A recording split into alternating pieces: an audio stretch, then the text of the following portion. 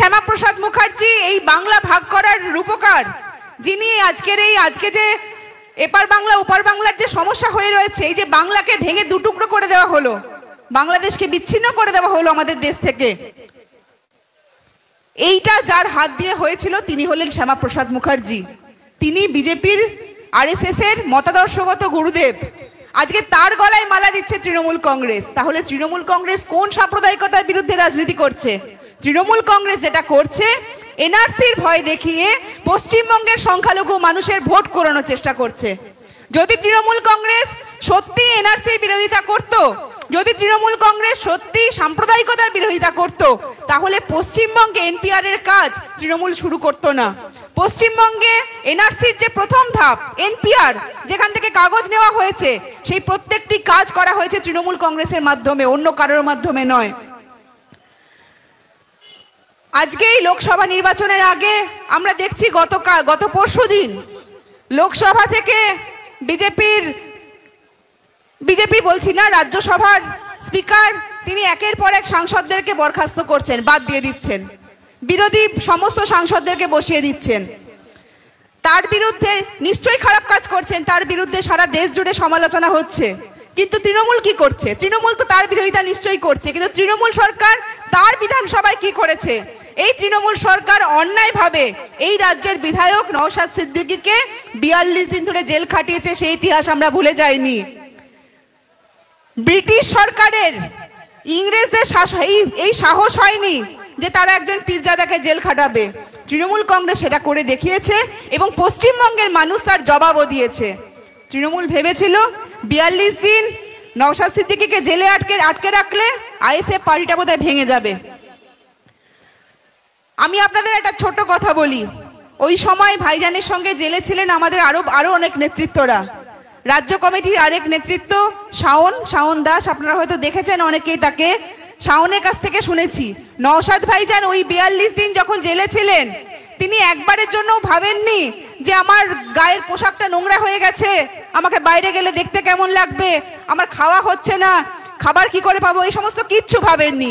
তিনি খাওয়া দাওয়া, নিজের জামা কাপড়, ঘুম সমস্ত কিছু ছেড়ে দিয়েছিলেন। তিনি শুধু জেলে থেকে একটাই কথা ভেবে গেছিলেন যে আমার সংগঠনটা কিভাবে টিকবে, আমার পার্টি কিভাবে বাঁচবে, আমার আইএসএফ এর যে নেতৃত্বরা রয়েছে, যে কর্মীরা রয়েছে, তারা কিভাবে ভালোভাবে বেঁচে থাকবে, ভালোভাবে টিকে থাকবে এবং লড়াই করবে। আজকে আইএসএফ এমন একটা পার্টি যার কর্মীরা প্রতিদিন জেল খাটছেন। ভাঙড় তার মধ্যে সবচেয়ে বড় নিদর্শন। ভাঙড়ের মানুষ একের পর এক জেল খেটেছেন। এই ভাঙড়েই 6 মাস হলো বিধানসভা ভোটে জেতার পরেও একজন বিধায়ক প্রবেশ করতে পারেননি। সেই সমস্ত কিছুর জবাব আগামী দিনে ভাঙড় দেবে। শুধু ভাঙড় কেন, সারা পশ্চিমবঙ্গ দেবে। কিন্তু এটুকু বলতে পারি যে আইএসএফ এর নেতৃত্বে এই যে লড়াই শুরু হয়েছে,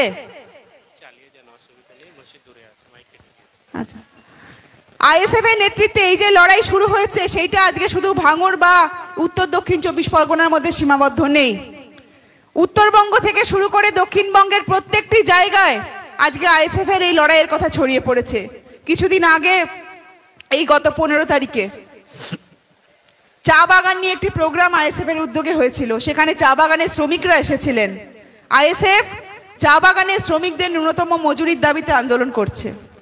সেখানে বহু আদিবাসী সংগঠন রয়েছে, আদিবাসী শ্রমিকরা রয়েছেন, যারা জানিয়েছেন যে তারা আইএসএফ এর এই নওশাদ সিদ্দিকীর যে সাপোর্ট, সেই সাপোর্ট পেয়ে আরো অনেক বেশি লড়াই করবেন। কিছুদিন আগে আমরা দেখলাম দিনাজপুরের চোপড়ার চা বাগানের কথা। সেইখানে তৃণমূল কংগ্রেস, এই রাজ্য সরকার কিছু গুন্ডা লেলিয়ে দিয়ে আদিবাসীদের উপর জঘন্য অত্যাচার করেছিল, তাদের ঘর বাড়ি পুড়িয়ে দিয়েছিল। সেইখানে ছুটে গেছিলেন নওশাদ সিদ্দিকী। তাই এইভাবে সারা বাংলা জুড়েই আজকে আইএসএফ এর নেতৃত্বে যে লড়াই, সেই লড়াইয়ে একটাই কথা বারবার প্রতিফলিত হচ্ছে যে আইএসএফ এর লড়াইটা কোনো নিছক ক্ষমতা দখলের লড়াই নয়। আইএসএফ এর লড়াইটা সমাজ পরিবর্তনের লড়াই। আজকে একদিকে তৃণমূল কংগ্রেস, অন্যদিকে বিজেপি, তারা যে লড়াই করছে সেটা সম্পূর্ণভাবে ক্ষমতা দখলের লড়াই। তারা ক্ষমতা দখলের জন্য যা খুশি তাই বলছে এবং মানুষকে বোকা বানাচ্ছে। আজকে 100 দিনের, এটা ভাবতে অবাক লাগে এবং দেখলে হাসি পায় যে 100 দিনের কাজের অধিকারের দাবিতে কে লড়াই করছে? 100 দিনের কাজের দাবিতে নাকি লড়াই করছে তৃণমূল কংগ্রেস। যারা 100 দিনের কাজের টাকা চুরি করে করে 100 দিনের কাজটাকে বন্ধ করে দিল পশ্চিমবঙ্গে, তারা করছে 100 দিনের কাজের দাবিতে লড়াই।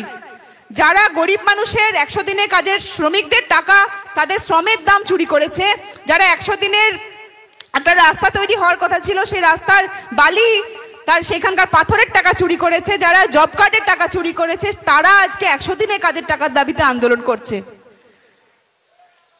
এটা পরিষ্কার করে আজকে বলতে হবে যে পশ্চিমবঙ্গে বিজেপির যে ভিত্তি তৈরি হয়েছে সেই ভিত্তি তৈরি করেছে তৃণমূল কংগ্রেস ছাড়া অন্য কেউ নয়। পশ্চিমবঙ্গে যারা বিজেপিকে সমর্থন করেছেন, যারা ভোট দিয়েছেন, তার অধিকাংশই বিজেপিকে ভালোবেসে ভোট দেননি, তার অধিকাংশই ভোট দিয়েছেন তৃণমূলের ওপর রাগ থেকে। তৃণমূলের যে দুর্নীতি, তৃণমূলের রেশন মানুষের খাবার চুরি করেছে, ভাবতে পারেন আজকে লকডাউনের সময় যে অতিরিক্ত পরিমাণ রেশন বরাদ্দ করা হয়েছিল, লকডাউনের সময় যখন শ্রমিকরা চেন্নাই থেকে মুম্বাই থেকে পায়ে হেঁটে পশ্চিমবঙ্গে ফিরছে, এই দিনও আমাদের দেখতে হয়েছে। রেল লাইনের উপর দিয়ে হেঁটে যাচ্ছেন, তাদেরকে ট্রেনে চাপা দিয়ে মেরে দেওয়া হয়েছে, এও আমরা চোখের সামনে দেখেছি। সেই সময় মানুষের খাবারের জন্য যে অতিরিক্ত পরিমাণ চাল, ডাল, চিনি এগুলো বরাদ্দ করা হয়েছিল, সেই টাকা চুরি করেছিল তৃণমূল। সেই টাকা চুরি করেছিল বলে আজকে জ্যোতিপ্রিয় মল্লিক জেলে, অন্য কোনো কারণে নয়। তাহলে যারা মানুষের ওই লকডাউনের সময় খাবারের টাকা চুরি করতে পারে, যারা মানুষের লকডাউনের সময় যখন কাজ নেই হাতে তখন 100 দিনের টাকা চুরি করতে পারে, তারা জেলে থাকবে নাকি 100 দিনে কাজের শ্রমিকরা জেলে থাকবে? আইএসএফ জেলে থাকবে? আইএসএফ এর কর্মীদের 88 জন কর্মীকে তারা জেলে ভরেছে এবং 42 দিনের লড়াই প্রমাণ করে দিয়েছে যে আইএসএফ এর লড়াই কত দূর অব্দি আছে। নওশাদ ভাই বলেছেন 42 দিন কেন, প্রয়োজনে 42টা বছর জেলে থাকবো, তবু সমাজ পরিবর্তনের জন্য যে আমি রাস্তায় নেমেছি সেইখান থেকে এক চুল সরবো না, কার কি করার আছে করে নিক। আজকে নওশাদ সিদ্দিকের নেতৃত্বে আইএসএফ এর প্রত্যেক নেতৃত্ব, সমস্ত কর্মীরা এই লড়াই আমাদের রাজ্যের কোনায় কোনায় দিচ্ছেন। এই ভাঙড়ে নমিনেশন সাবমিট করা নিয়ে যে সন্ত্রাস হয়েছে সেটা সারা পশ্চিমবঙ্গ দেখেছে।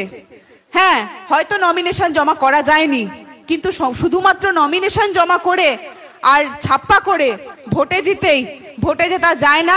ভোটে জেতা গেলেও মানুষের মন জেতা যায় না। আজকে মানুষের মনের মধ্যে জায়গা করে নিয়েছে আইএসএফ। হতে পারে শাসক দলের মেম্বাররা রয়েছেন, তারা হয়তো এখনো বিডিও অফিস থেকে শুরু করে পঞ্চায়েত অফিসে দাবিয়ে বেড়াচ্ছেন, কিন্তু এটা জেনে রাখুন যে আইএসএফ যে অধিকারের লড়াইটা লড়তে শুরু করেছে, ওই অধিকারের লড়াই ওই পঞ্চায়েতে অফিসের প্রত্যেকটা ইটের দাম আমরা বুঝে নেব, এই ক্ষমতা আইএসএফ রাখে।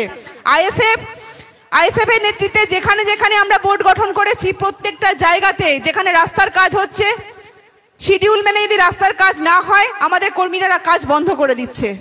দেখতে চাইছে শিডিউল কোথায়, যদি শিডিউল না দেখায় আরটিআই করে দেওয়া হচ্ছে। আজকে এই সমস্ত অস্ত্রগুলো আজকে আইএসএফ এর কর্মীদের হাতে আছে।